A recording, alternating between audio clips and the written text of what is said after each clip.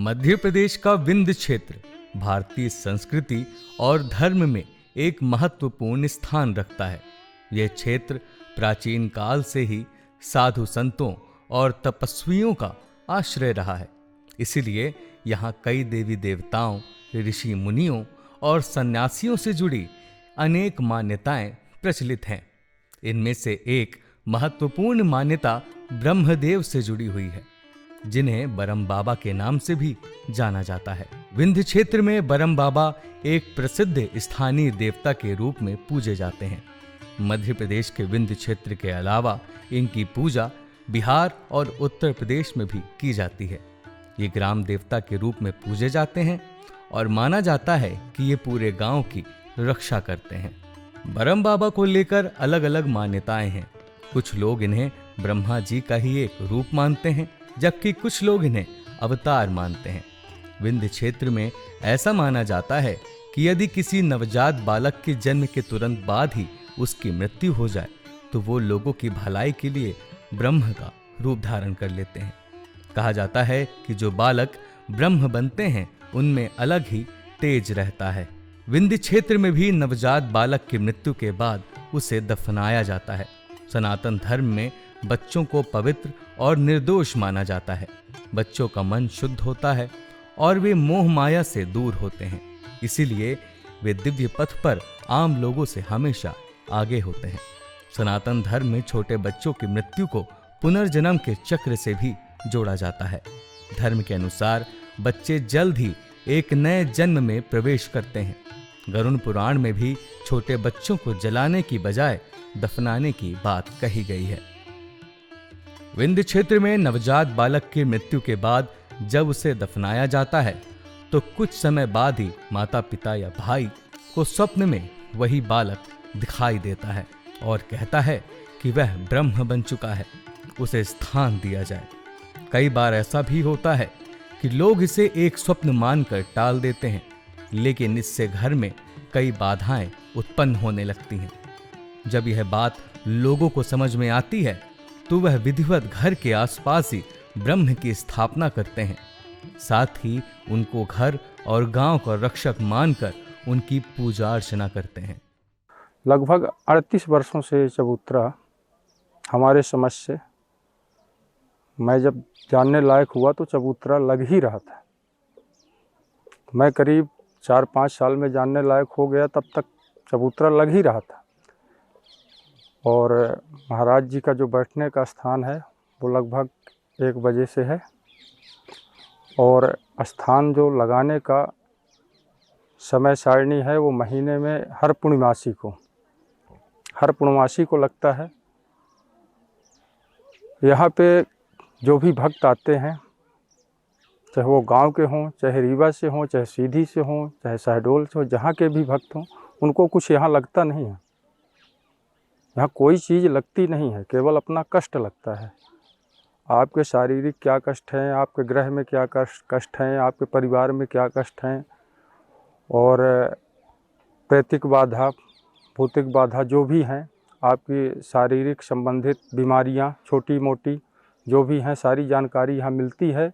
यहाँ कुछ लगता नहीं है, यहाँ अपना कष्ट लगता है। और फिर आपकी स्वेच्छा है, आप नारियल चढ़ाइए, धूप लगाइए, अगरबत्ती लगाइए, मीठा चढ़ाइए, फल चढ़ाइए, जो भी चढ़ाइए आपके ऊपर। बरम बाबा की पूजा मुख्य रूप से ग्रामीण क्षेत्रों में की जाती है। वैसे तो भगवान मंदिर में विराजमान होते हैं, लेकिन विंध्य क्षेत्र में ब्रह्मदेव का कोई मंदिर नहीं होता। इनकी स्थापना पीपल के वृक्ष के नीचे चबूतरा बनाकर की जाती है। भक्त उसी चबूतरे की परिक्रमा कर फूल, नारियल आदि चढ़ाते हैं और मन्नतें मांगते हैं। माना जाता है कि बरम बाबा की कृपा से सभी मनोकामनाएं पूरी होती हैं। वैसे तो बरम बाबा की पूजा के लिए किसी भी सामग्री की आवश्यकता नहीं होती, लेकिन भक्त अपनी स्वेच्छानुसार उन्हें भोग चढ़ाते हैं। जो समस्याएं होती हैं हम मन में मांग लेते हैं और ब्रह्म जी उसका निराकरण करते हैं। और हमें जब कभी भी कोई समस्या आती है, मैं यहाँ से ब्रह्म जी का भभूत ले जाता हूँ और भभूत को जब भी खाता हूँ, हमें तो आज तक कोई परेशानी, जैसे भी कोई छोटी मोटी बड़ी भी कोई भी परेशानी हमारे परिवार में भी आती है तो वो मैं भभूत रखता हूँ ब्रह्म जी का, और ब्रह्म जी का ऐसा आशीर्वाद है कि उनकी भभूत खाने के बाद आराम हो जाता है।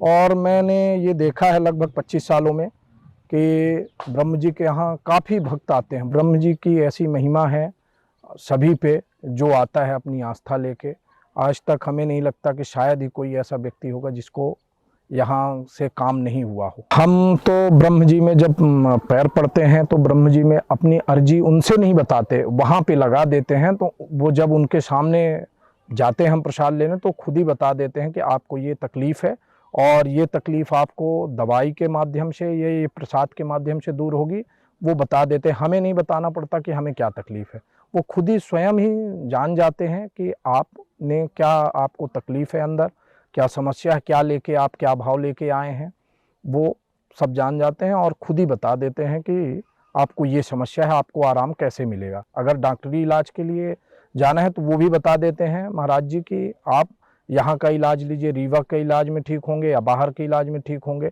या बड़ी बीमारी होती तो उसके लिए भी वो जानकारी दे देते हैं, या घरेलू कोई प्रॉब्लम है या भूत प्रेत का है वो भी बता देते हैं। आपको कुछ बताने की आवश्यकता नहीं, या आप कुछ जानना चाहते हैं वो महाराज जी जरूर बताते हैं।